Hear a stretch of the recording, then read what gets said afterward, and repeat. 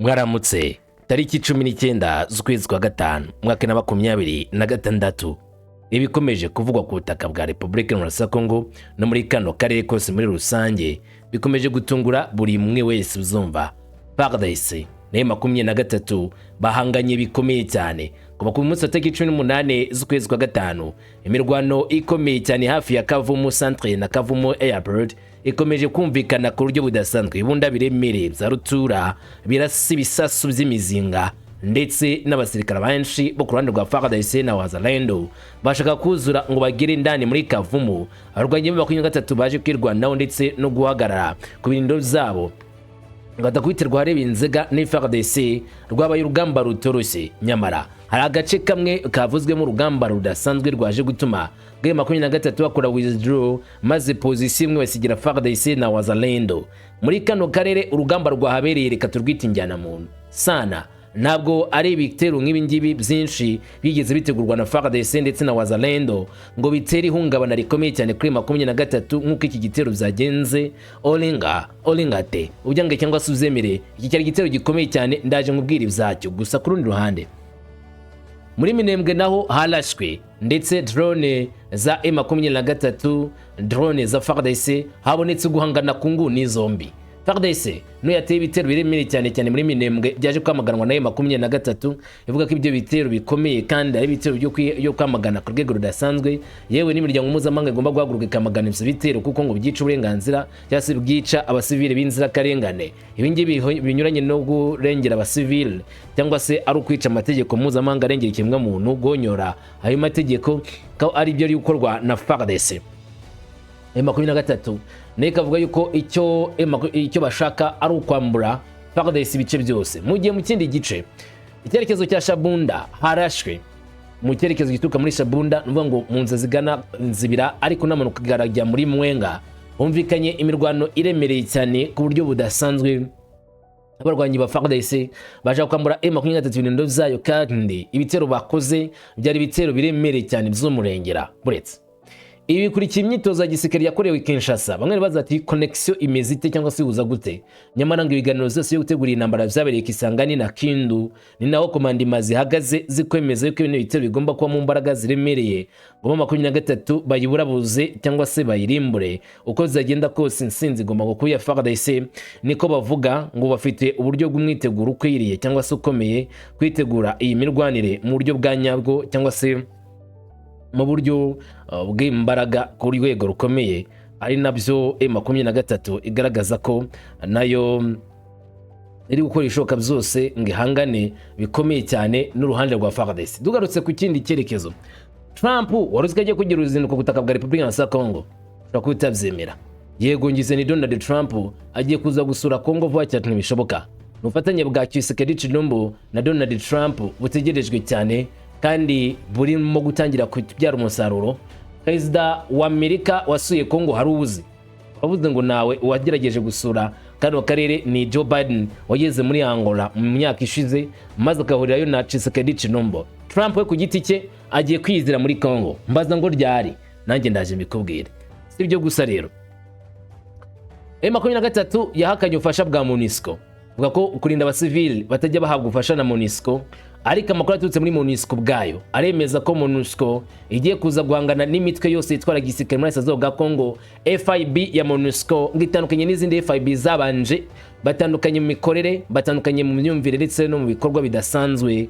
Baritegura gukora igikorwa kiremereye cyane. Ituri no bagiye guhera bakora ibikorwa byo guhangana n'imitwe y'inyeshyamba kandi nandi hose azagaragara ko ari ngombwa ngo azaza kuri kano gatendo. Uyu ni komanda w'ingabo za MONUSCO akomoka muri Tanzania n'abavuze mu magambo ibyo yavuze ndabikubwira. Indi mipaka y'u Rwanda na Kongo uvanyemo uwa Goma nayo yahagaritswe cyangwa se yafunzwe bitewe n'icyorezo cya Ebola gikomeje kwigira karakajya he muri kino gihe. Aya makuru hamwe n'ibindi byose biri kuvugwa munyemerenze nge nawe tubisesengure kamwe ku kandi ko biri kuvugwa nta kimwe dushyize ku ruhande aho ko byose biri kuvugwa ariko tubijyamo tumenye neza ngo niki bijya mbere. Ngende umungu wa Kamanzi w'Uruwande ngo ikaze ngo tugende ku musozo nk'ibisanzwe. Ikaze kuri mwese.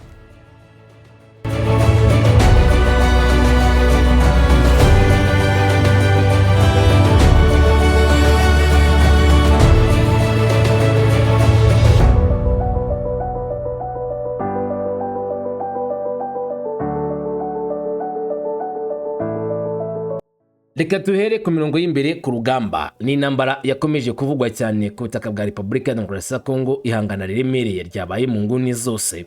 Ariko iri hangana riri kuba mu gihe RDC ivuga yuko ababateye ari u Rwanda, kandi ubu bifashishije umuryango mpuzamahanga, umuryango w'abibumbye ngo baze gutanga renfort gukemura ibibazo byo ku butaka bwa Repubulika ya Demokarasi ya Kongo.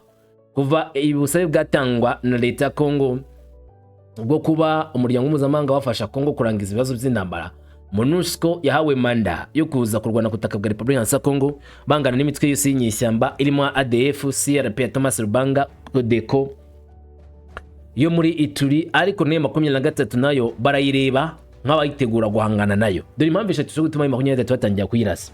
Impamvu ya mbere ni guteza umwanzuro 273 n'umwanzuro wa Washington ndetse na Doha. Ibyo byemezo bitubahirijwe na 23, 23 igomba kuboneka ari target yo kwibasira mu buryo bwuzuye, kandi ibi bikaba byatanga igikorwa kireme cyangwa se byazanira 23 ishyano nimba ariko twabyita intambara itoroshye.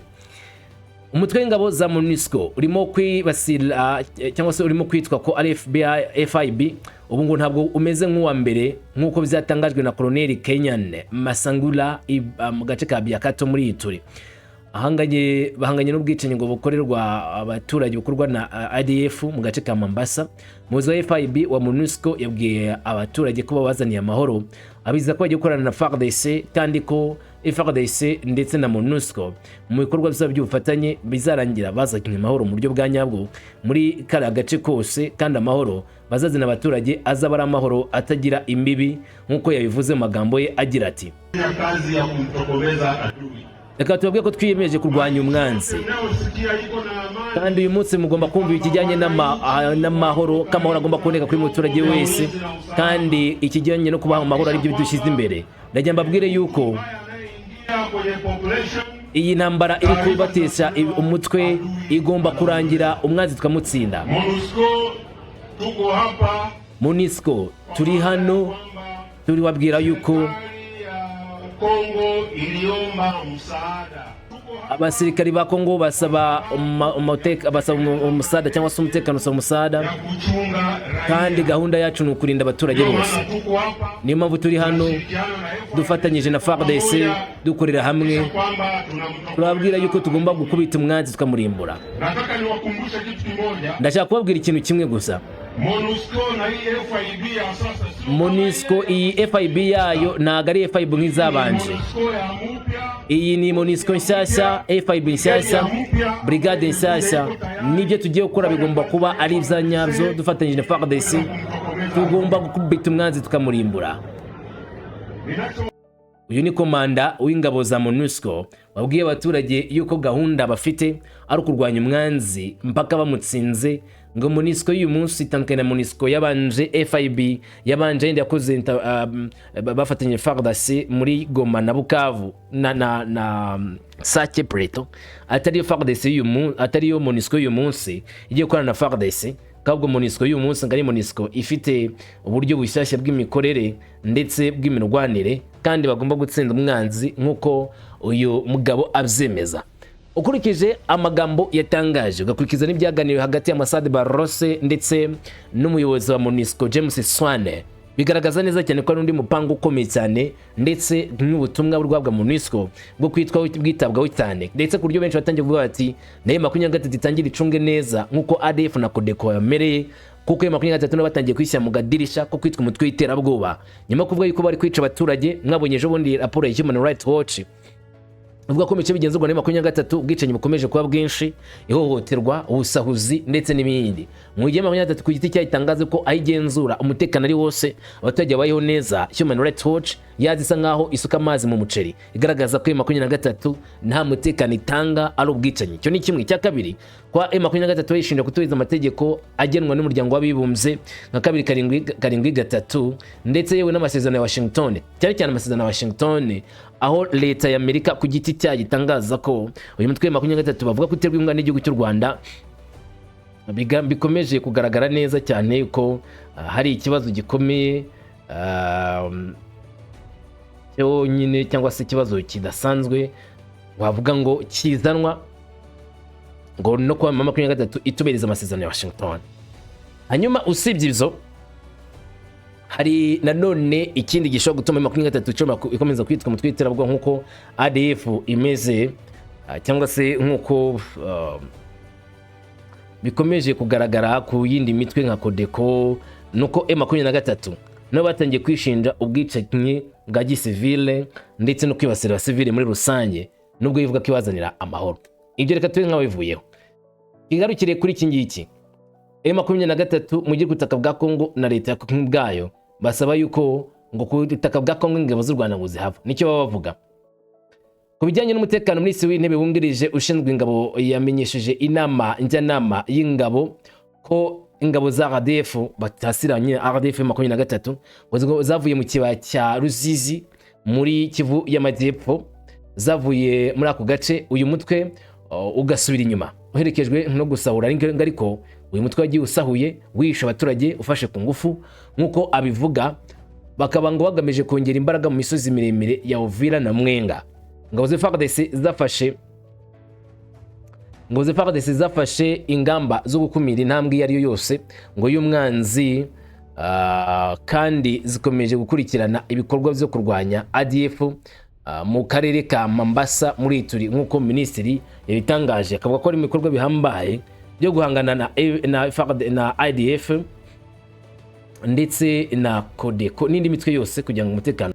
Birumvikana ko FARDC n'abayobozi ba Kongo muri rusange bacyumvikana bavuga ko M23 ari ingabo z'u Rwanda ziri ku butaka bwa Kongo, niko bakomeza gushimangira muri no kuno baba babyanditse ngo RDF AFC-23 ntibajya basigana ayo magambo, ndetse agahamya neza cyane ko izi ngabo no bice zavuyemo zikoze ibikorwa bibi cyane bya kinyamaswa, kwambura abaturage, kwafata ku ngufu, ndetse ngo kari mu mpango kuza kongera ingabo za mu misozi miremire ya Minembwe na muri Fizi kugira ngo bagote izo nguni zose baburizemo imigambi ya FARDC. Ngibyo nibyo iri gutuma bava mu bice bimwe bajya mu bindi, ngo ntabwo barimo gushaka kuzana amahoro, ahubwo ni strategy yo gutegura indi ntambara mu buryo bwa nyabwo. FARDC nayo itita cyahamye cyane kandi cyagaze bwuma kitegura ko intambara ngo tukwigenza muri Ituri nande hose mu mahoro n'umutekano bigomba kuzanwa, niko uyu mugabo yabitangarije inama njyanama y'umutekano. Ubwo tuvuze ko bitero kaduhera hano muri Minembwe, Lance Kanyuka kuri X yabanje yandika ati muri kijya bitero z'indege zitajya pilote birimo kugwa mu duce dutuye cyane twa Minembwe, bigatera iterabwoba ry'ubugizi bwa nabi mu baturage basivera. Amazu arimo gusenywa mu buryo butangaje mu gihe imiryango yose ihunga ibisasu n'inkongi z'umuriro.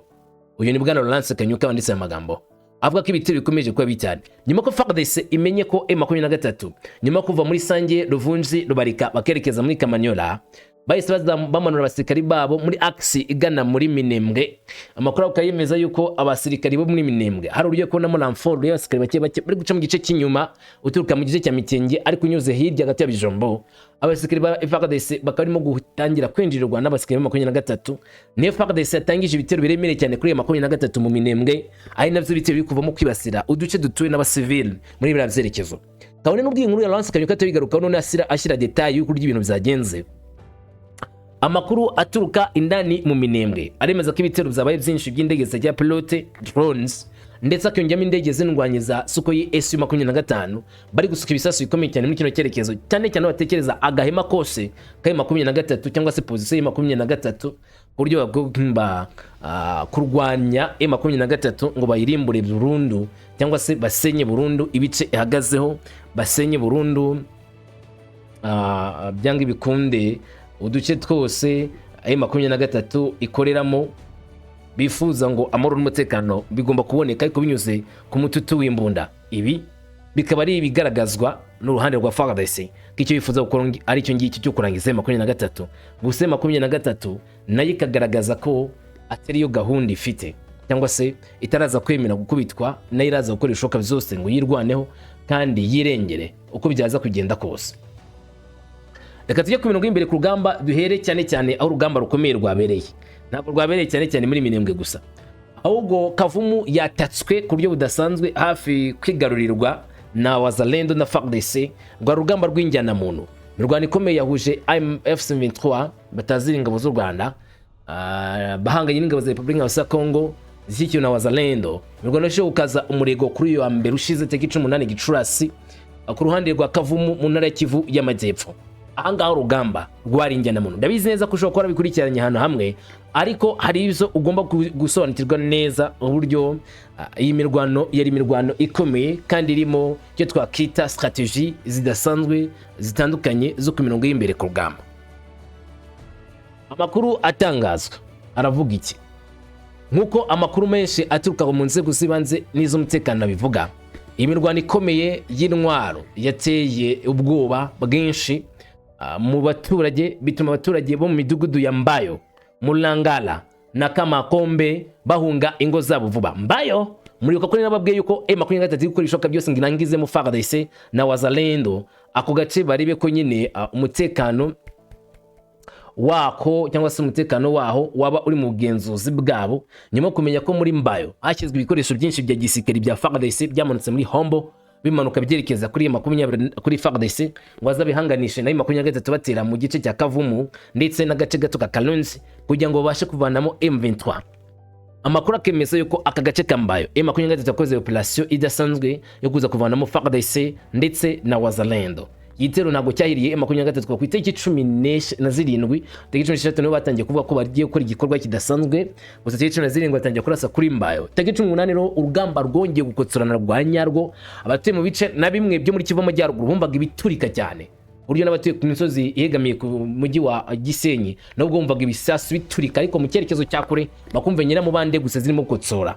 Ni ibisasu byaturikiye mu gice kigana neza Kavumu, uzi ntera zirimo, ariko bitewe nuko ari ibikombe ni misozi, amajwi agenda yerekanwa muri mu mibande cyangwa se hagati y'imisozi n'indi, maze ayo majwi akagenda ava ku musozi umwe ajya ku wundi. Ni ibisasu biremereye cyane byaturikiye muri Mbayo, bihita bikomereza mu gace ka Mulangara, ubundi bakomereza mu gace ka Kamakombe, nabo barwaniye ku buryo budasanzwe abaturage bakava mu zabo. Hanyuma kandi usibye ibyo ngizo, ayo makuru agaragaza ko AFC-23 yongerera none ibirindiro zayo ikoresheje imbaraga nyinshi ku rwego rw'igitero kigamije gufungura inzira y'ingenzi igana mu karere ka Walikale. Muri uka minsi ishize mbabwira yuko M23 bagurutse abasirikare turutse muri Kawozi Biega bashaka kwerekeza muri Walikale. Bamwe baravuze bati ubwo niko bashaka kubigenza. Yego niyo makuru yarahari ko nyuma y'urugamba rwabereye muri Kalehe, itsinda ry'abasirikare M23 barirwa muri 600 batuye umurongo bazamuka banyuze muri Kawozi Biega baje gufata inzira ya Bunyakili ngo bakomeze urugendo berekeza Hombo, bagomba kuyicamo bazamuka muri Nyasi mpaka Walikale. Inzira agomba kuzava muri Walikale bakagera muri gace ka Rubutu mpaka bageze na Kisangani.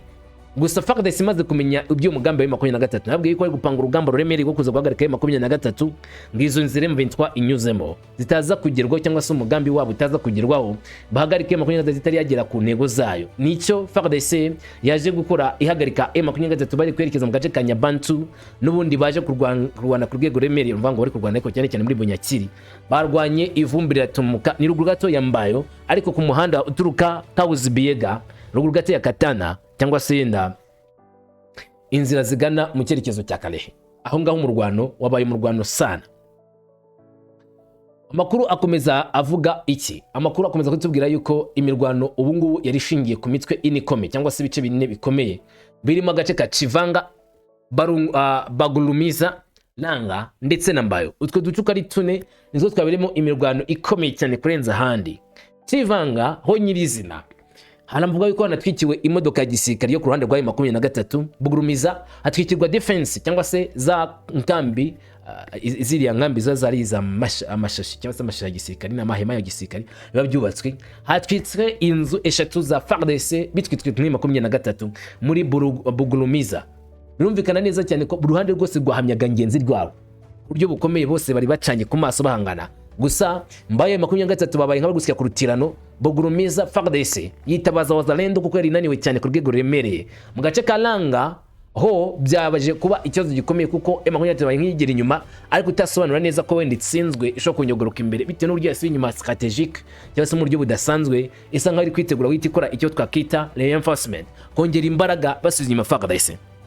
Barimo kugerageza guhagarika inyeshyamba mu mirwano ivuga ko ikomeye cyane, ndavuga FARDC, ariko imirwano ni imirwano itoroshye. Ayo M23 kugaragaza ubuhanga buremereye. Gusa na FARDC na wazalendo bitandukanye no mu bihe byashize bari kurwana mu buryo bwa kinyamwuga, truly speaking bari kurwana mu buryo bwa kinyamwuga. Reka wazalendo yo mu myaka ishize, reka FARDC yo mu myaka ishize, reka imirwano yo mu gihe gishize, uyu munsi FARDC na wazalendo bari kurwana mu buryo bushyashya, imirwanire mishyashya, bafite uburyo bushya bwo kurwana, bafite strategy nshyashya, nk'abantu noneho bari kubona yuko bahanganye n'umwanzi kandi ufite imbaraga, nabari kugerageza kwirwana mu buryo bw'imbaraga. Hanyuma tukivuga ku by'imirwano, mu cyerekezo n'ubundi kiva muri Shabunda havuzwe ibi bikurikira. M23 mu gitondo cya karekare mu gace ka Mulangala Chibati, urabona ko ari mu gice cyegamiye n'ubundi gace ka kare ariko ugana mu gice cya ruguru n'uvuga cyambayo, ubwo yerekeza mu gice cy'uburengerazuba. Umukuru wa FARDC yarwanye ku rwego remereye n'abarwanyi ba M23. Wazalendo niyo mu gice cya General Musada ndetse na Rusheke, na duce n'ubundi twibasiriwe cyane kuri muri Rusheke, ariko ngo byatangajwe ako gace kongeye kuberamo imirwano masa gitondo cy'uyu munsi kare kuva ku isi saa 10. Amakuru akemeza yuko intego y'igitero kwa yari ingiye nkuko bitangazwa, umwanzi yashakaga gufungura inzira muri aka gace kaho hantu nyine hategerejwe cyangwa se hegamye gace ka Bunyakiri, atukye mu gice cy'uburengerazuba kuruta guta mu gice cy'uburasirazuba, ari nayo nzira unyuzemo wamanuka ukajya mu gira n'ubundi zigana muri Shabunda. Abazi neza ibi byerekezo bavuga ngo unyuze mu gace ka Bunyakiri ugafata inzi kugeza mu gice cy'icukurwamo zahabu cy'uburengerazuba, ukamanuka uhita ugera mu gice n'uburyo cyo muri Shabunda, unyuze hirya gato ya gace kanzibira hakurya mu ishyamba, ukamanuka ugana mu muhanda wo muri Nyabantu cyangwa se Yeseyiza usa n'uwakugeza Shabunda. Aha rero ngo harwanwe na M23 yifuza kwigarurira izi position, by'umwihariko position yo muri Bunyakiri, aho kuyigenzura byaho byari kubafasha nanone kugenzura inzira zose zo muri ako gace, mu gutuma FARDC itongera kugira ubushobozi n'imbaraga byo guhangamura M23 muri izo locality. Ikindi cya gatatu cyabaye ni byavuye mu bushakashatsi, ibitero byasubijwe inyuma kandi haburizwamo umugambi umwanzi nkuko byagenze umunsi wabanje. Saa 11 za mu gitondo igerageza ryo kunyura muri Kalungu naryo ryasubijwe inyuma mu buryo bw'imbitse cyane, va muri amasaha akomeye cyane y'imirwano. N'ubundi M23 yagerageje ariko bayisubiza inyuma. Igihombo ku ruhande rwa Wazalendo ni umusirikari wamenyekanye umwe wo muri iri tsinda rya General Musada wakomerekejwe cyane bikomeye. Igihombo ku ruhande rwa M23 bita umwanzi, arabakomeretse benshi nkuko bivugwa n'uruhande cyangwa se n'ubuhamya bwa civile. Itangazo ryashyizweho umukono ku buyobozi bw'uwise General Imani Shabani Roy Chiani rugamba rwa No Katana, niwe washyize umukono kuri amatangazo n'amagambo yanditswe na Daniel Micombero, umwe mu bashyigikira leta ya Kinshasa, wavuze yuko bari kwirwanaho kandi M23 bari kwizingazinga bakayirikangana bakayisubiza inyuma, nubwo nayo kurundi urandi rwayo ivuga ko itari kwemera neza akagasuzuguro byanga bikundira za gutanga isomo riremereye ikigisha aba bagabo. Nyuma y'imirwano ikomeye kandi kuva mu gitondo cya kare muri aka gace, amakuru arimeze cyane ko FARDC na M23 akomeje kurebana ikinyori. M23 bwayo ikemeza ko ibitero biri kuba ari ibitero bibi ku rwego ruhambaye. Mu itangazo ryayo M23 inyuze muri Alliance Kanyuka yagize iti: turashishikariza abaturage ba Kongo ndetse n'umuryango mpuzamahanga ku bitero by'urugomo rukabije byakorewe abaturage bo mu Minembwe n'ingabo z'ubutegetsi bwa Kinshasa. Bati kuva ku cyumweru tariki 17 Gicurasi 2026 saa 2:30 z'umugoroba kugeza ku wa mbere tariki 18 Gicurasi 2026 saa 2:30 za mu gitondo, ingabo z'ubutegetsi bwa Kinshasa zagabye ibitero icyarimwe ku turere dutuwe cyane twa Gakenge, Mikenge na Rugezi, imisozi miremire ya Minembwe. Ibisasu byatewe hakoreshejwe indege zajya pilote za KT-6 ndetse n'indege zajya pilote za Kamikaze, byose abaturage b'inzirakarengane kandi bikorwa nkana. Aya makuru atangazwa na Alliance Kanyuka nashimangira ko ibyo bitero byabaye kuva ku munsi wo ku cyumweru, nyamara FARDC ikavuga yuko barasaga kuri position za M23 aho guhagarika M23 gukomeza gukora ibitero muri kara karere ka leta ya Kongo n'uvango ko muri Minembwe akagenzwa na M23. Ibi bikaba byongeye gusubirwamo nyine no barwanyi ba FARDC cyangwa se abarwanyi bo ku ruhande rwa Kongo bavuga yuko bo barasaga kuri M23 nyuze muri Alliance Kanyuka ikomeza igira iti: kuri uyu wa mbere tariki 18 Gicurasi 2026 saa 7:45 za mu gitondo ngo z'amanywa ni saa 4:45 za mu gitondo, imitwe ya FDLR yinjiye mu mujyi wa Bambo cyane mu gace ka Kabanda, aho bishe umuturage w'amahoro witwa Nzirorera Sekuye w'imyaka 77. abo bagabye igitero banakomeje gushimuta abandi basivile babiri aribo Munenge Samuel na Karuhije Innocent mu gace ka Kabuye.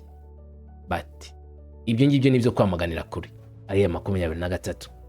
M23 ihamye ibi nayo ikishinjwa na FARDC gukora ibikorwa bitari byiza mu gice bagenzura ndetse yewe n'uduce bagenda bavamo bakagasiga bakozemo ibikorwa by'amabara uburyo bazakunda bisuke kuri FARDC. Urande rumwe bashyikiye 23 bakavuga ko ibyo ngibyo rwose ari kubabeshya ko batakuri byabingana gutyo.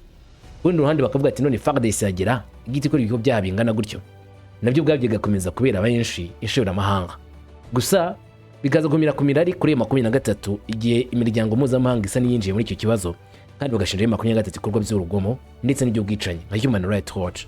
Nubwo rimwe na rimwe vuga ko Human Rights Watch hari impamvu nyirizina ituma bakomeza kuba ku ruhande rwa Repubulika Iharanira Kongo cyangwa se bashyigikira Kongo cyane kurusha gushyigikira M23 nk'abafite ikintu cy'ingenzi cyane baca kuri leta ya Kongo cyangwa se bafitanye deal baziranyaho. Iyo ni imirwano yabaye. Gusa hari amakuru y'uburyo butatu ugomba kumenya nona. Icya mbere, urugamba rwo muri Kavumu ntabwo rurarangira. Nubwo M23 cyo gusunika yigize inyuma FARDC nayo 20 nayo wazalendo ruvango Mbayo, Murangara n'agace ka Bonyakiri. FARDC nayo guhita imanuka uri kugenda yerekeza muri Rwiro, ahandi muri Katana, ahandi bagasubira nk'ari kurwana n'igosuri inyuma gato muri Kalonje ariko bashaka kumanuka muri Nyanya City ngo agote n'umundi mujyi wa Kavumu n'ikigo cy'indege cya Kavumu.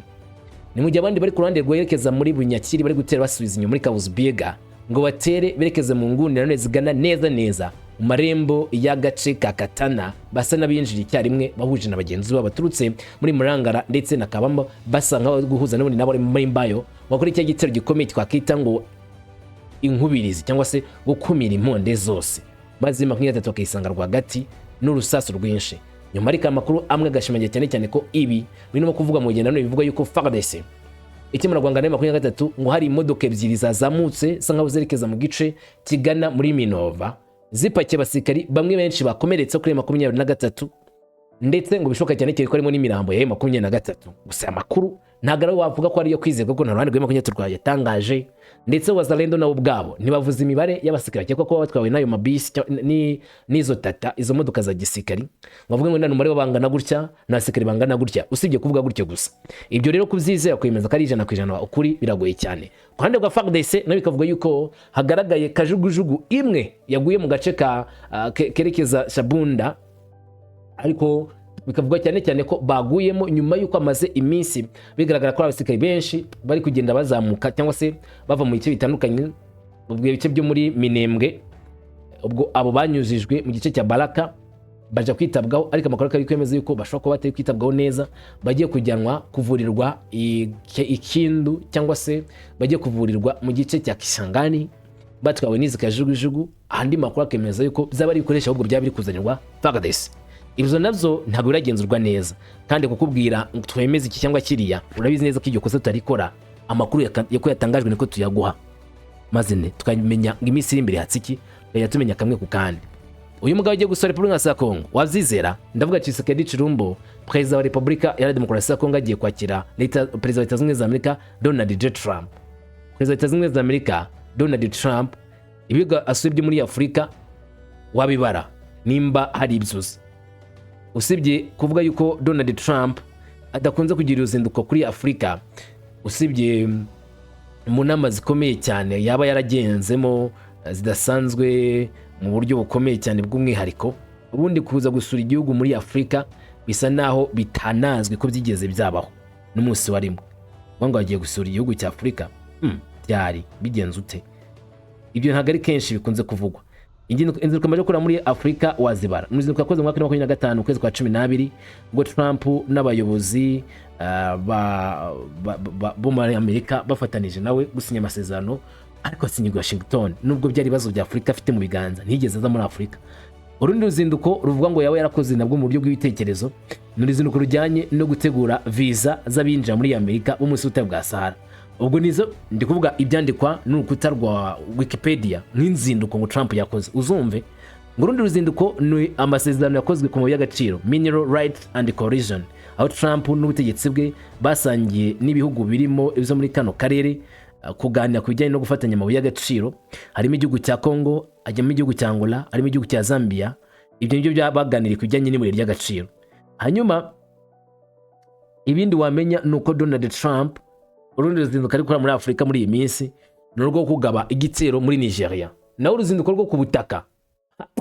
Trump yigeze kwita Afurika muri manda ye ya mbere ngo ni toilette, ubutaka bwa toilette, ubutaka bw'abanyamwanda, ntibizwi neza mpamvu gukandagiramo, ariko atigejwe i Kinshasa nk'uko byatangajwe n'abashyigikiye leta. Perezida wa Amerika Donald Trump mu kuboza azasura Kinshasa ku butumire bwa Perezida Tshisekedi Tshilombo.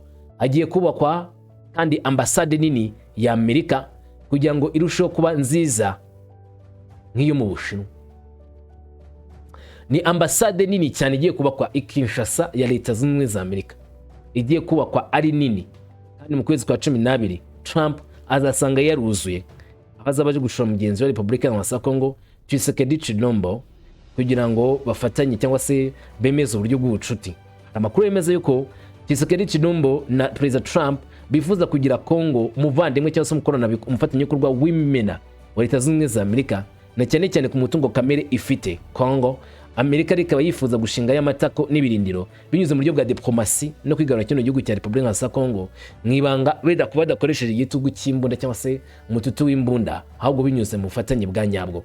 Ibi bamwe bavuga yuko ari byiza kuri Kongo, abandi bakabyamagana akavuga ko arwurisha ubutaka bwa Kongo n'ubutare bwa Kongo cyangwa ubutunzi bwa Kongo. Ebola ko yakamejeje bahu Ebola imeze nabi.